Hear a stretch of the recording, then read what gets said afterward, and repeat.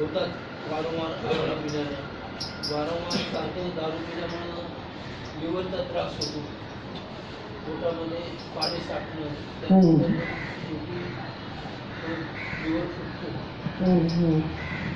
Okay. आणखी acidity, पोट साफ न झाल्यामुळे डोकेदुखी, ॲसिडिटी, डायजेशनचे प्रॉब्लेम्स, पोट झोप न येणे आणि पॅनक्रियास, स्वादुपिंड आणि शरीरात तयार होत नाही. मसल, आपले स्नायू, हाडं ठिसूळ होतात आणि बारीक होतात. रियाजमध्ये आलं की वजन वाढतं, पचनक्रियेत बिघाड होतो, ज्याला आपण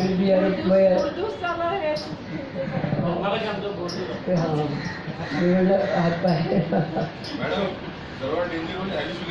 हॅल्युसिनेशन्स होतात. हो, पण आपण आज मानसिक आजारांविषयी नाही बोललोय, बरोबर ना? आपण नेक्स्ट टाइम बोलणार आहोत. पण शारीरिक, सामाजिक आणि कौटुंबिक या 3 गोष्टींविषयी आपण बोललो. कौटुंबिक काय काय झालं? आमचं आर्थिक नाही झालं. कौटुंबिक काय काय होता त्रास? मी असं आमच्या ग्रुपला असं इमॅजिन करायला सांगितलं की तुम्ही असं इमॅजिन करा 1 मिनिट डोळे बंद करून की कुटुंबातले लोक इथे आलेले आहेत आणि त्यांनी तुम्हाला सांगितलं तुम्हाला घरी नाही यायचं आहे. प्रचंड राग. हां. आणि किंवा तुम्ही जर का असं म्हणलात की माझं घर आहे, माझं घरावरती नाव आहे, लिगली माझं आहे, तर ते म्हणली मी किल्ली तुझा घरी राहायला, आम्ही दुसरीकडे जातो.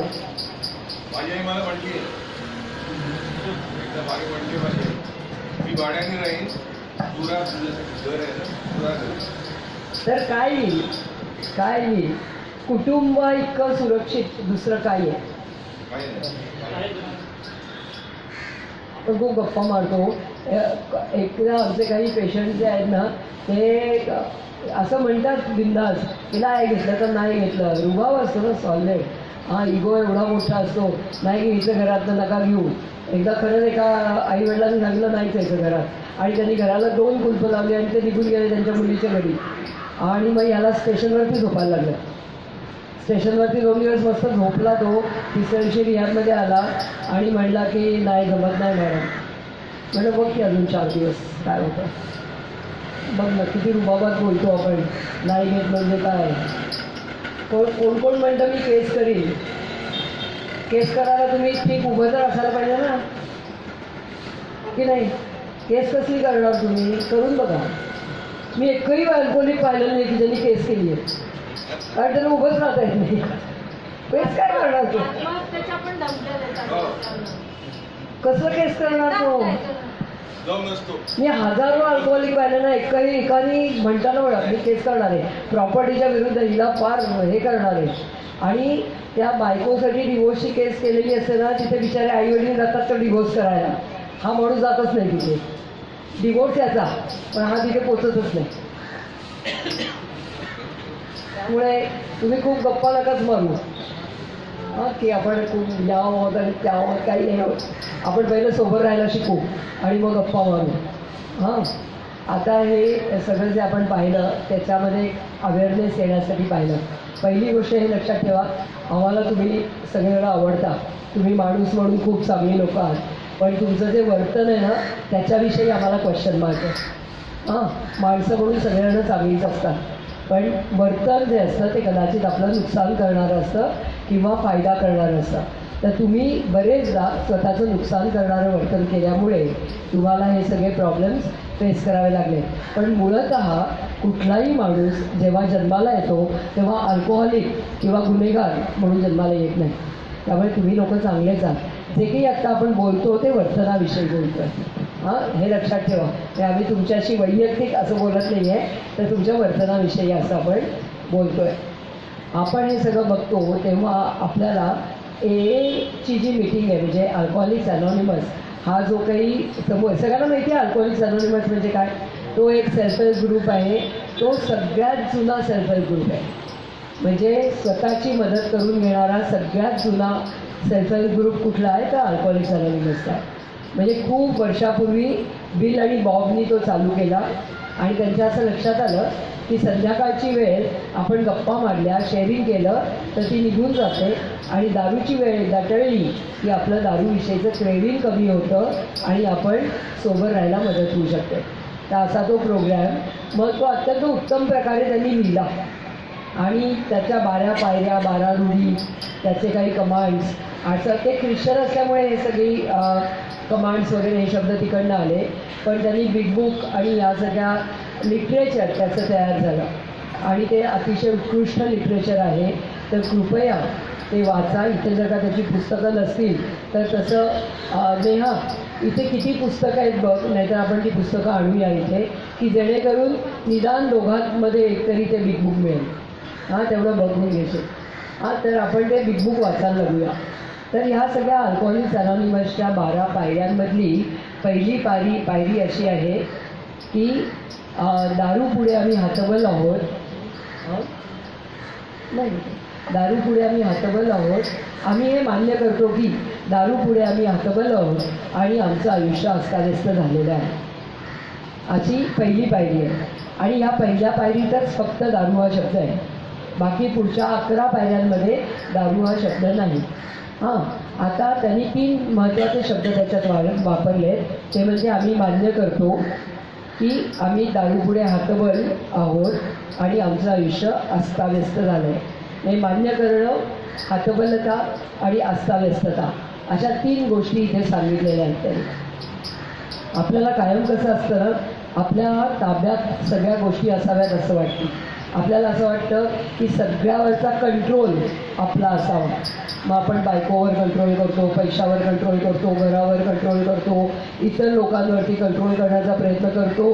तसंच दारूवरती पण कंट्रोल करायचा प्रयत्न आपण करत असतो की मी ताब्यात राहून मापात पिईल, असंच माझ्या डोक्यात असतं की मला थोडी पिता येईल.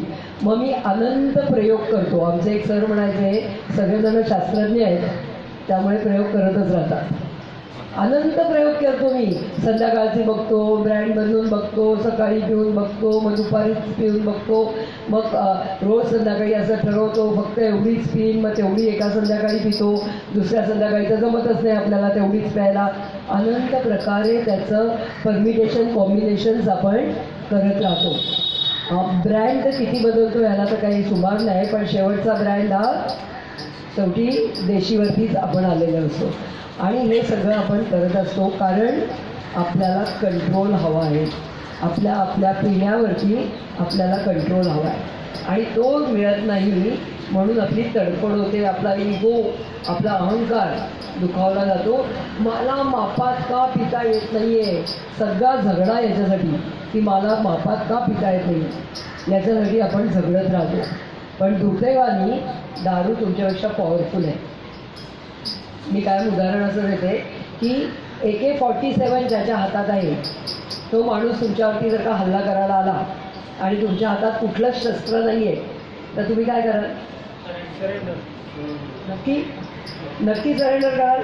तुम्ही तर लोक भांडताय, तुम्ही तर फाईट करताय.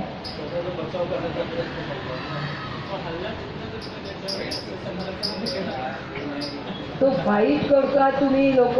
AK-47 दारूकडे आहे. दारू इतकी पॉवरफुल आहे. तुम्ही इतके वर्ष फाईट करताय त्याच्याबरोबर की मला पिता येत का नाही, मी आज सोडणार आहे, मी उद्या पिणार नाही. हे सतत प्रयोग करत राहिले तुम्ही लोक. दारू खूप पॉवरफुल आहे. तिला उमऱ्याच्या बाहेरच ठेवायला पाहिजे. खरं तर ती तुमच्यावरती कब्जा घेते आहे आणि तुम्हाला हे कळत नाही आहे. तुम्ही हतबल आहात आणि हतबल आहात हे समजावून घ्यायला पाहिजे की मी पॉवरलेस आहे. I am powerless before alcohol. जिथे मी पॉवरलेस आहे, माझ्या अंगात ताकद नाही आहे तिच्याबरोबर लढण्याची, तर काय केलं पाहिजे? तिला शरण केलं पाहिजे. पॉवरलेस आहे हे मान्य आहे का? दारू जाम पॉवरफुल आहे. ती एक घोट पोटात गेला की नाचवती आपल्याला. असं म्हणतात ना, नशा अगर बॉटल में होती तर बॉटल नाचती ना. पण नाचतंय कोण? नाचवतंय दारू. तर दारू पाहिजे तशी पपेटसारखी नाचवते तुम्हाला आणि तुम्ही त्याचे गुलाम आहात.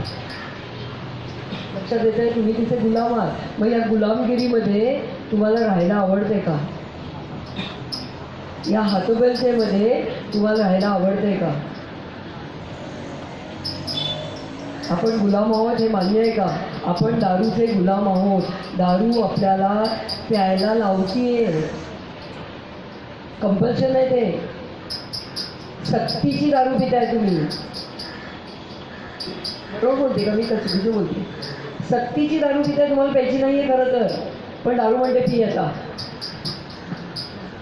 इंग्रज होते ना आपल्यावरती, इंग्रजांनी जेव्हा राज्य केलं आपल्यावर, तेव्हा इंग्रजांनी असंच सांगितलं आपल्याला की नाही नाही, इथे ईस्ट इंडिया कंपनी आली आहे, इथे काम करा. इथे आपल्याला काही चॉईस नव्हता. सगळेजण आपण गुलामगिरीमध्ये त्यांची चाकरी करत गेलो, त्यांची चाकरी करत राहिलो. तसं आपल्याला दारू त्याची चाकरी करायला लावते. आपला फ्रीडम गेला आहे त्याच्यामुळे.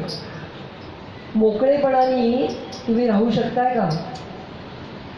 पेलाय तुमच्यातला मोकळेपणा, कारण दारूने त्याच्यावरती कब्जा केला आहे. आणि ही इतकी मोठी हातबलता, इतकी मोठी गुलामगिरी त्याच्यामध्ये तुम्ही आहात आणि परत म्हणताय की नाही नाही, मी व्यसन सोडणार नाही आहे. 100 वर्ष मला झाली ना, तरी 100 वर्ष दारू पिणार आहे. लखलाभ 100 वर्ष तू दारू पीच, पण मग बाकी काय होईल ते भोगात राहा. ही गुलामगिरी लक्षात घ्या, ही हातबलता लक्षात घ्या. आणि ही हातबलता जेव्हा लक्षात येईल तुमच्या, तेव्हा तुमच्या लक्षात येईल की आपल्या पायात बेड्या बांधल्या आहेत. कसला कंट्रोल करताय तुम्ही कोणावर? तुमच्याच पायामध्ये बेड्या आहेत. कुठला कंट्रोल? कोणाला कंट्रोल करणार तुम्ही? तुमच्या बायकोला, तुमच्या मुलांना, तुमच्या आईवडिलांना कोणाला कंट्रोल करणार? ते दारू पीत नाहीत, त्यामुळे ते फ्री आहेत, तुम्ही फ्री नाही आहात. तर ही हातबलता, ही गुलामगिरी तुम्हाला हवी असेल तर हे कंटिन्यू करा डेफिनेटली, पण नको असेल तर त्याच्यावरती विचार करा. तसंच पहिला शब्द आहे तो म्हणजे आम्ही मान्य केले आहे, म्हणजे वी ॲक्सेप्ट. इथे मान्य केलं आहे जरी भाषांतर केलेलं आहे तरी ॲडमिटन्स आणि ॲक्सेप्टन्स याच्यामध्ये फरक आहे. मी मान्य करतो आणि मी स्वीकारतो, याच्यामध्ये काय फरक आहे सांगा? मान्य करणं आणि स्वीकारणं याच्यामध्ये काय फरक आहे?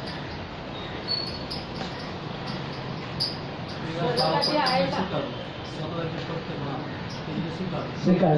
ओके, बरोबर. कबुली देण्यास कळतो. ओके, मान्य करणं आणि स्वीकार करणं यातला फरक कुठे?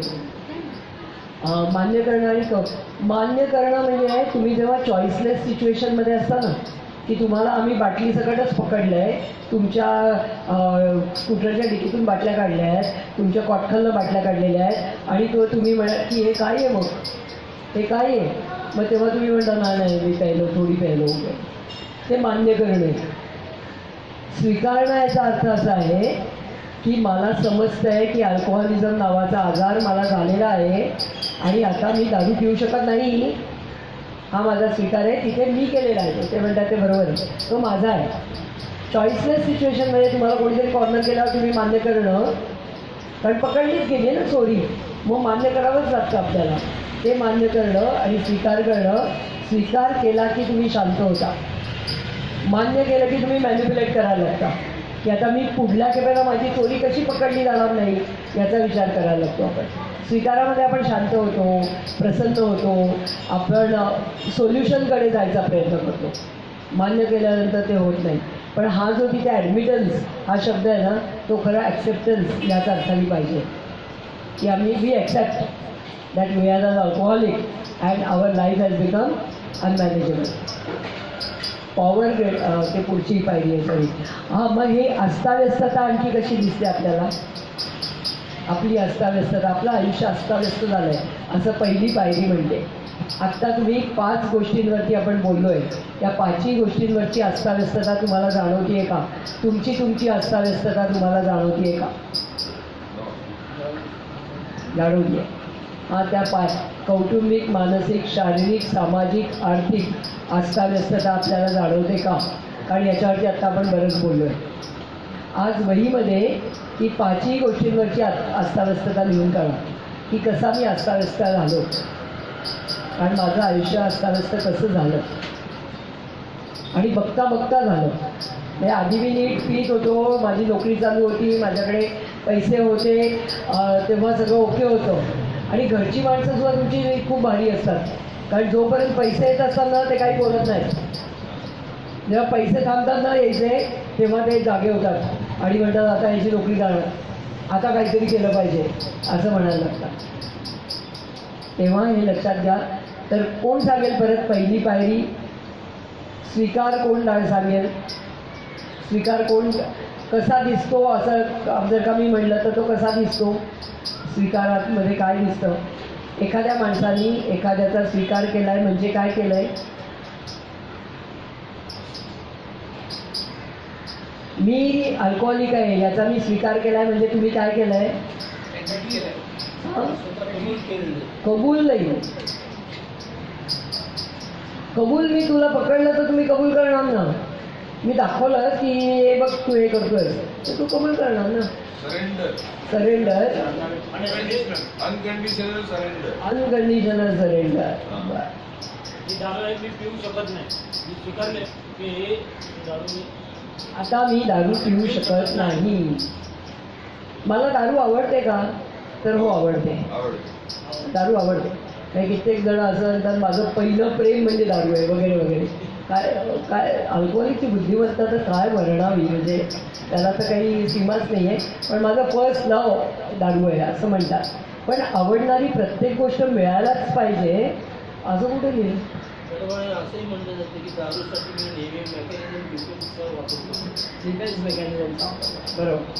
पण स्वीकार याचा अर्थ की मी अल्कोहोलिक आहे, मला दारू अतिशय आवडते, पण मी दारू पिऊ शकत नाही आणि दारू मी प्यायली नाही तर मी मरणार नाही, कदाचित जिवंतच राहीन, हा स्वीकार आहे. मला दारू आवडते का? आवडते. ते नाकारू नका. जे वाटतं ते नाकारूच नका. आवडते म्हणून प्यायला पाहिजे का? तर असं काही नियम नाही आहे. ऐश्वर्या राय आवडते म्हणून काय आपण ऐश्वर्या रायशी लग्न करायला नाही ना जात. छान दिसते, मस्त दिसते, सुरेख आहे म्हणून तिकडे जात नाही आपण लग्न करायला. मग तसंच आहे, दारू आवडते तर आवडू दे ना, तिला तिच्या जागी ठेवा ना, पण मला प्यायची नाही. आणि इतरांनी काय करावं हे मी ठरवणार नाही. इतरांनी काय करावं हे मी ठरवणार नाही. पण मला आता कळलंय की मी दारू पिऊ शकत नाही आणि मी एक थेंब सुद्धा पिऊ शकत नाही. कारण का? तुम्ही एवढी सुद्धा दारू पिऊ शकत नाही. तुम्हाला दोन चॉईस आहेत. एक तर पीत राहा आणि जे काही मिळेल ते बघा, किंवा थांबवा आणि आयुष्य जगायला लागा. दोनच चॉईस आहेत तुमच्याकडे. मी थोडी पितो, मी फक्त रात्री पितो, मी एक पेट पितो. आपण ग्रॅज्युएट झाल्यानंतर 10वीची परीक्षा देतो का? नाही नाही, तुम्ही 10वीची परीक्षा ग्रॅज्युएशन झाल्यानंतर नाही. तुम्ही म्हणणार की मी म्हणलं आता मी 10वीची परीक्षा देते, माझं ग्रॅज्युएशन झालं आहे, आता मी 10वीची परीक्षा देते, तर तुम्ही मला म्हणणार ना वेळ लागल्या बाईंना, म्हणणार की नाही? मग तुम्ही सारखी 10वीच्या परीक्षेत का बसायचे तुम्हाला, जेव्हा की तुम्ही मास्टर्स डिग्री मिळवलेली आहे अल्कोहोलमध्ये, PhD. मग परत 10वीची परीक्षा द्यायची की बघतो आता प्रयोग करून मला थोडीशी पिता येते की नाही. असे प्रयोग अनेक करून झाले तेव्हाच तर तुम्हाला काही डिग्र्या मिळाल्या ना. मग आता परत कुठे 10वीची परीक्षा देत आहे? तुम्ही मागे नाही येऊ शकत. तुम्ही सोशल ड्रिंकर होऊ शकत नाही. आजपर्यंत एकही व्यक्ती जी अल्कोहोलिक होती ती सोशल ड्रिंकर झाली आहे असं एकही उदाहरण आपल्याकडे नाही. कारण ते बॅक टू स्क्वेअर वन, परत तुम्ही तिथेच येणार. फिरून फिरून भोपळे चौक ही पुण्यातली म्हणे, फिरून फिरून भोपळे चौक, तसेच होणार तुम्ही. तर कृपया प्रयोग करू नका. आणि स्वीकारामध्ये शांतता आहे लक्षात ठेवा. ज्या क्षणी मी स्वीकारतो तिथे प्रसन्नता आहे, तिथे सिरिनिटी आहे. आता पहिली आपली प्रार्थनाच तर सांगते ना, जी परिस्थिती आम्ही बदलू शकत नाही ती बदलण्याची प्रसन्नता आम्हाला दे. कारण मी ते स्वीकारतो ना, ॲक्सेप्टन्स आहे तिथे.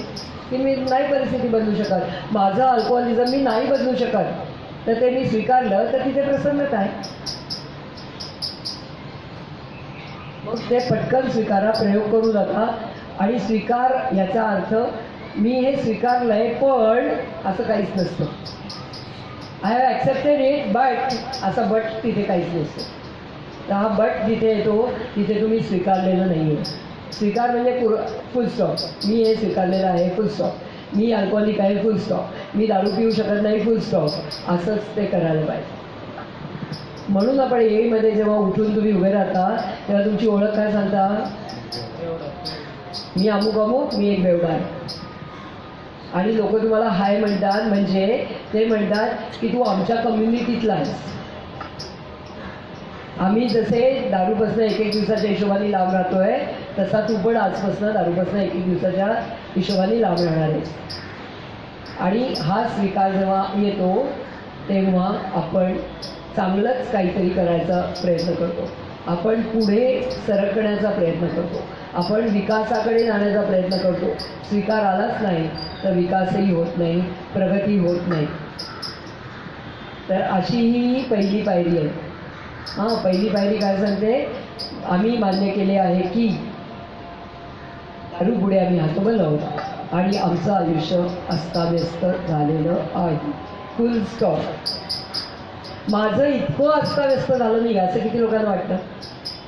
एवढं वेगळं झालंय माझ्या आयुष्यात असं किती लोकांना वाटतंय? मी अजून कधी रस्त्यावर पडलेलं नाही. म्हणजे मी एवढी अस्ताव्यस्तता नाही झाली माझी. तो बघा ना, तो रस्त्यावर पडलाय, तो बघा त्यांनी सोनं विकलं, तो बघा त्यांनी देवच विकले, तो बघा त्यांनी याचं ड्रेनेजचं झाकणच विकलं, मी ते कुठे विकलंय? मग माझा पुढचा प्रश्न तुम्हाला असा आहे की काय झालं की मग तुमचं आयुष्य अस्ताव्यस्त होईल?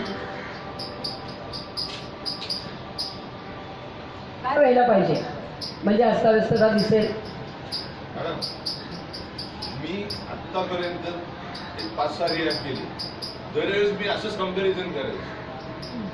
तेवढं नाही, त्याचं हे झालं, त्याचं ते झालं, हे मी करायचं. पण माझं जे झालं हे मला माहिती आता पडायला लागलं.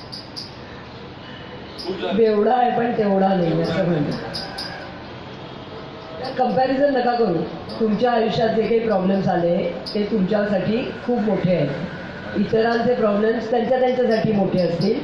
तर तुम्ही स्वतःकडे बघा, स्वतःचं आयुष्य बघा कसं चाललं आहे. आणि अजून वाईट होण्यापेक्षा आधीच ते जर का सावरलं तर जास्त बरं होईल. बरोबर? तर मी माझं आयुष्य अस्ताव्यस्त झालं नाही असं कोणाकोणाला वाटतं त्यांनी हातवरती करा. माझं आयुष्य अजून अस्ताव्यस्त झालेलं नाही. अच्छा, अस्ताव्यस्त नाही हुआ है. इव्हन दारूसमोर मी हातबल आहे असं तुम्हाला वाटतं मनापासून? हो. आमच्यासमोर तोंडेकलं खूप जण कबूल करतात. पण ज्या रेटनी स्लिप्स आणि रिलॅप्सेस होतात तेव्हा मग प्रश्न पडतो की आत्ता ज्या मॅडम म्हणल्या ना, आणि ॲडमिटन्स आणि ॲक्सेप्टन्समध्ये ना कुठेतरी माझा चॉईस आहे. मी जेव्हा एखादी गोष्ट मला पटते, मला मान्य होते, तर माझ्या स्वतःच्या चॉईसने मी ती स्वीकारतो. मान्य करण्यामध्ये ही म्हणते तसं मला इलाजच राहत नाही आणि मग मी ती मान्य करतो. म्हणजे कुठेतरी त्यात बळजबरी आहे आणि ॲक्सेप्टन्समध्ये बळजबरी नाही आहे. मी नेहाकडे 5-6 प्रश्न देऊन ठेवते. त्याची उत्तरं आता क्वाईट टाईमच्या पुस्तकात बघितल्या असं नाही, पण ही पहिल्या स्टेपवरचे ते प्रश्न आहेत. तर तुम्हाला आता ही स्टेप कळली आहे का? ही पहिली स्टेप कळली आहे का? कोण सांगेल, कोण म्हणून दाखवेल ती स्टेप? मी मान्य केले आहे की म्हणा आम्ही मान्य केले आहे की दारू पुढे आम्ही हातबल आहोत आणि आमचे जीवन अस्ताव्यस्त झालेले आहे. ही पहिलीच पायरी आहे. आता या पहिल्या पायरीच्या संदर्भात काहीतरी 5-6 प्रश्न आहेत. आता ते प्रश्न मी नेहाकडे देते आणि नेहा त्याच्या झेरॉक्स कॉपीज किंवा काहीतरी करून तुमच्यापर्यंत पोचवेल. त्याची उत्तरं आम्हाला दाखवा असं अजिबात नाही, पण तुम्ही त्याची उत्तरं लिहा असं आमचं म्हणणं आहे. की ते लिहून बघा की तुम्हाला म्हणजे कळेल. जेव्हा